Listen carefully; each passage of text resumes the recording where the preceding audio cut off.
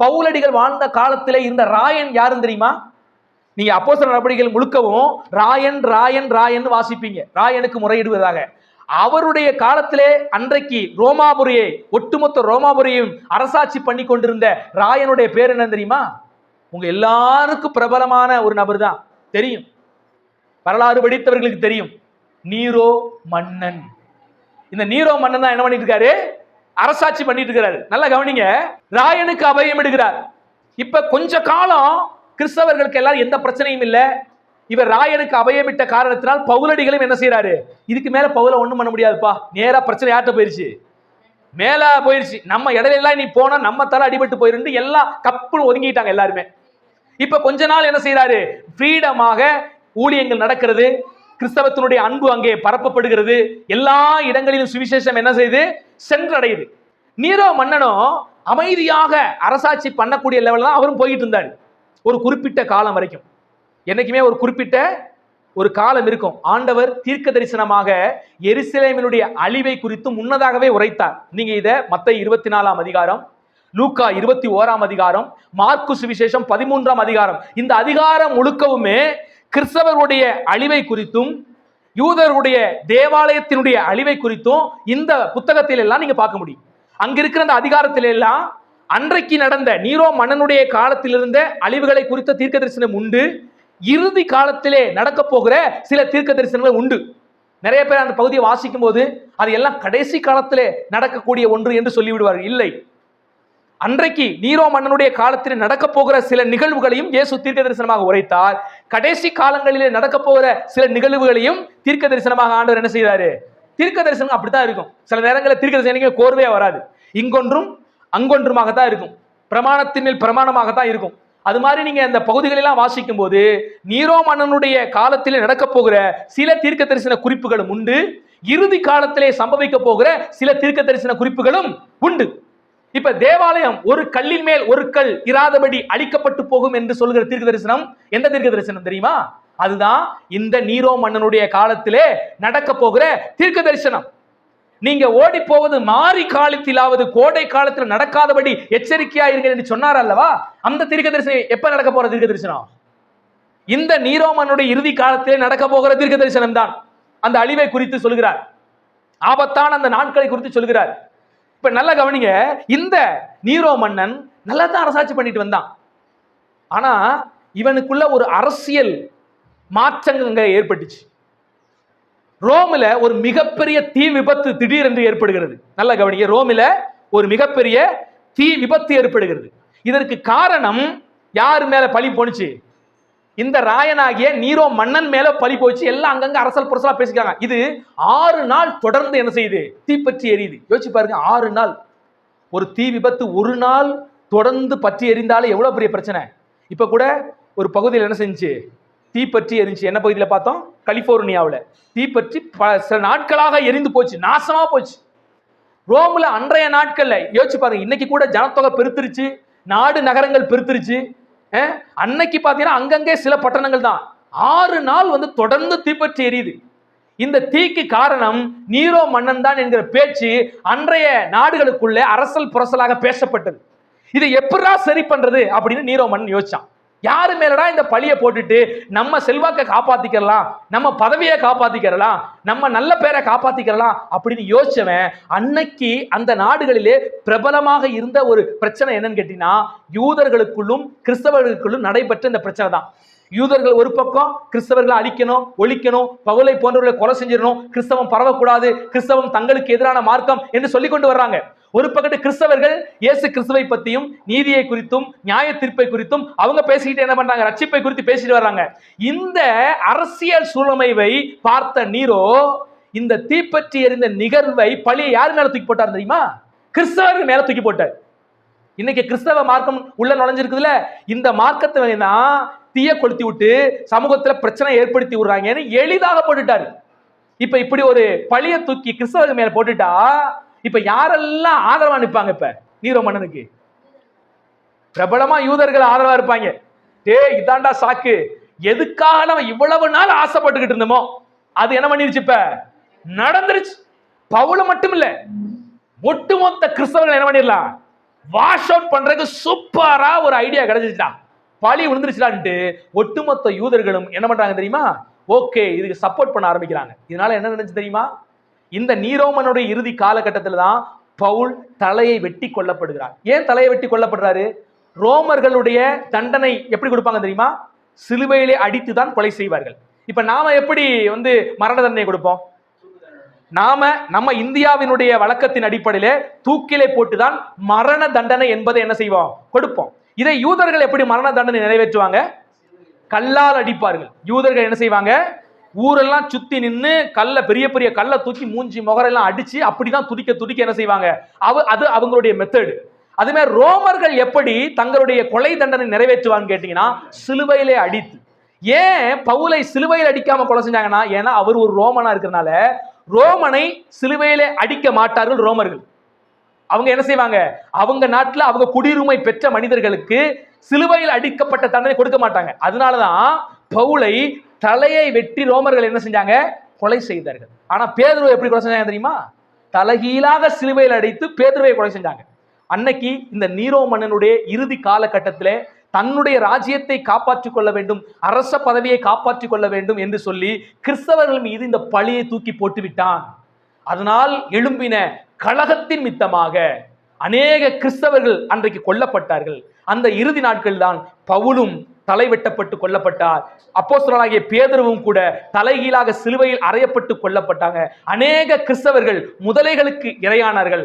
அநேக கிறிஸ்தவர்கள் சிங்கங்களுக்கு இரையானார்கள். அநேக கிறிஸ்தவர்களை கம்பத்திலே கட்டி வைத்து கொடுத்து விட்டுருவானா. அந்த வெளிச்சத்தில் என்ன பண்ணுவானா? உட்காந்து சாப்பிடுவானா. இப்படி ஒரு கதையெல்லாம் இருக்கு. நீரோ மன்னன் அவ்வளவு கொடுமையானனாக மாறி போனான். என்ன? எதுக்காக? பதவி மோகம்.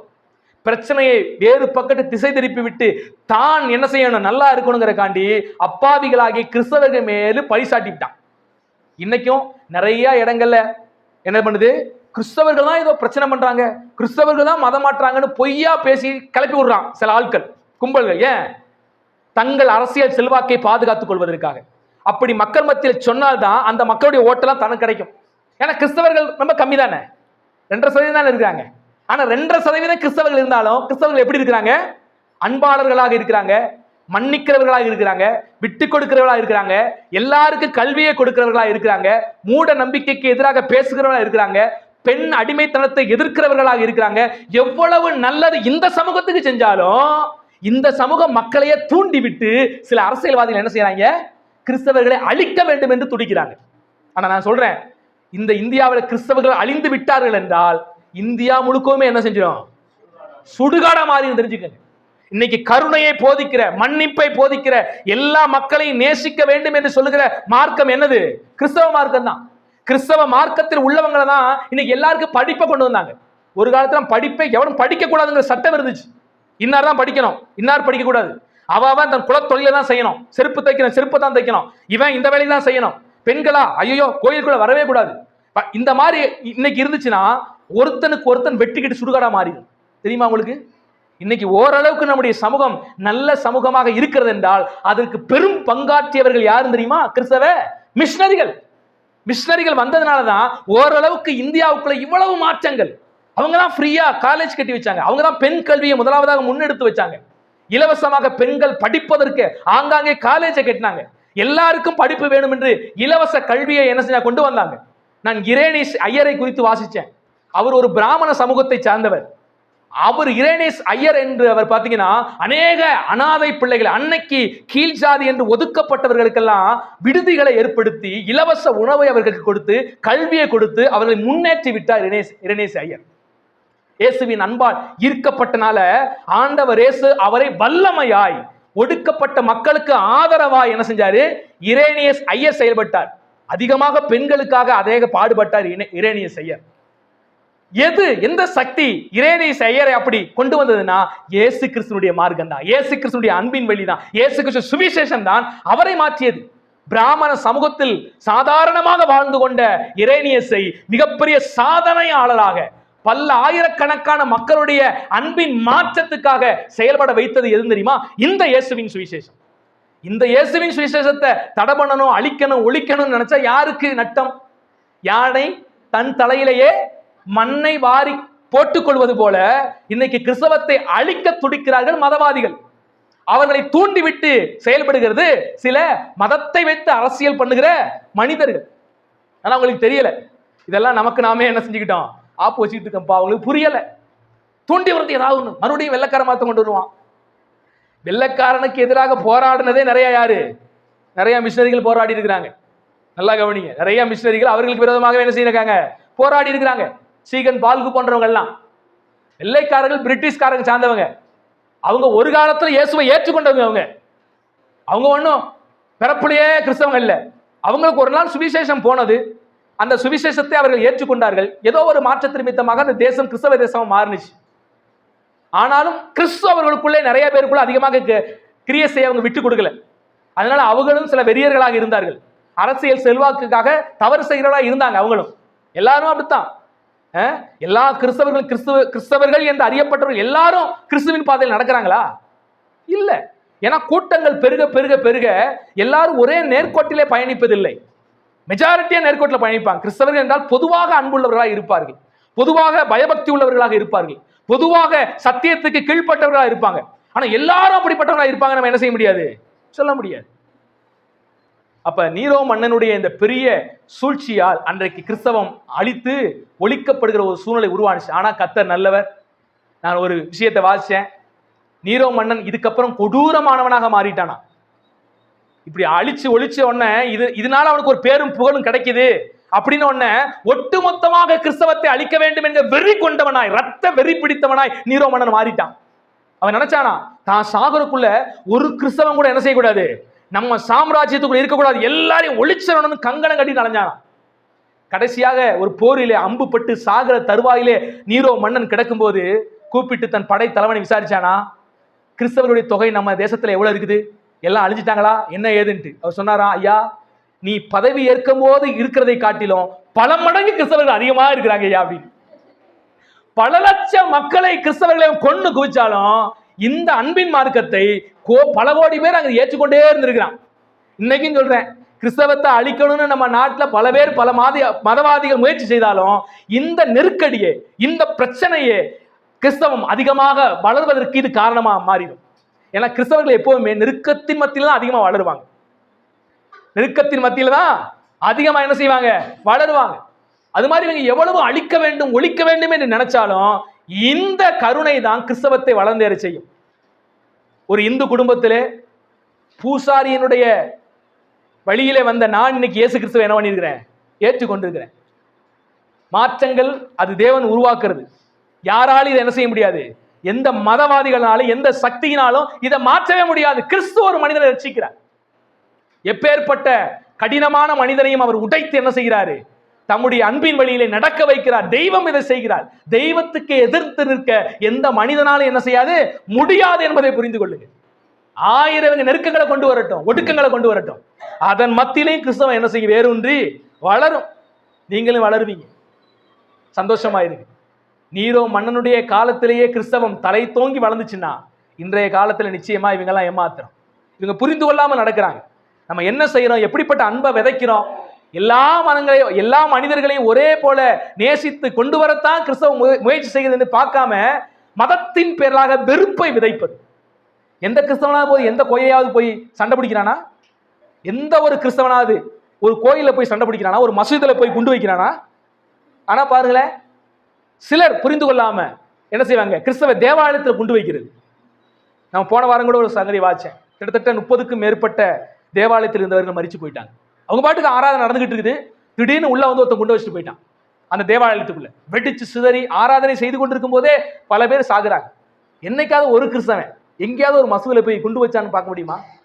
எங்கேயாவது ஒரு கிறிஸ்தவன் ஒரு இந்து கோயில போய் பிரச்சனை பண்ணான்னு பார்க்க முடியுமா? ஆனா இவங்கெல்லாம் பாருங்களேன், கடவுள் பெயரால கடவுள் உள்ள வந்து அன்பா தானே இருக்கணும், மன மாற்றத்தை தான் உண்டாக்கணுங்க. அன்பினாலதான் ஒருவரை கவர முடியுமே ஒழிய இவங்க வந்து சண்டியத்தனம் பண்ணி என்ன செய்யறது, ஆராதனை பண்ணிக்கிறது, கம்பல் தடியோட உள்ள வர்றது, வந்து ஆய் வீணு சத்தம் போடுறது, கோஷம் போடுறது, அச்சுறுத்தல் உண்டாக்குறது, இந்த மாதிரியான விஷயங்களை என்னைக்குமே ஜெயிக்காது. அன்புதான் ஒரு மனுஷனை ஜெயிக்கும். அன்புதான் என்னைக்குமே ஜெயிக்கும். சில நேரங்களில் அன்பு ஒடுக்கப்படலாம், புறக்கணிக்கப்படலாம். ஆனா இறுதியாக எதுதான் ஜெயிக்கும், அன்பு மட்டும்தான் ஜெயிக்கும். கிறிஸ்தவ மார்க்கம் அன்பின் மார்க்கம். நெருக்கத்தின் மத்தியிலும் தலை தோங்கி வளர்கிற ஒரு மார்க்கம் கிறிஸ்தவ மார்க்கம்.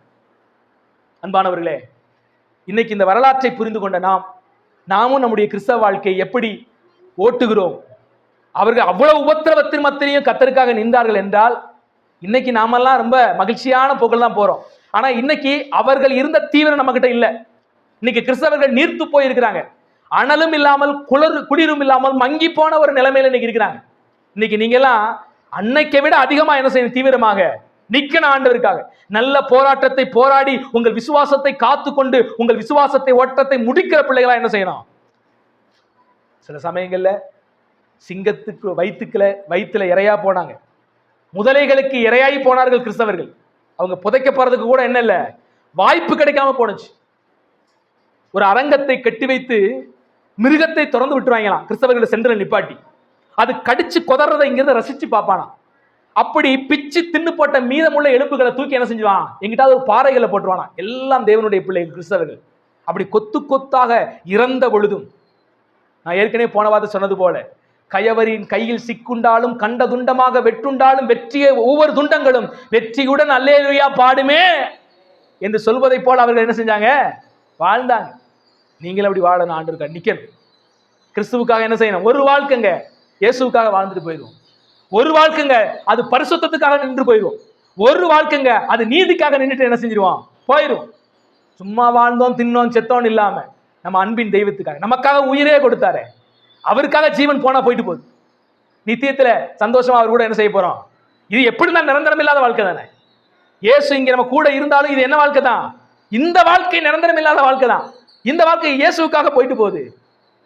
அதனாலதான் வேதம் சொல்லுகிறது, என் நிமித்தம் தன் ஜீவனை இழக்கிறவன் அதை திரும்பவும் பெற்றுக்கொள்வான். இந்த வைராக்கியம் ஒரு கிறிஸ்தவர்களும் இருக்கிறது.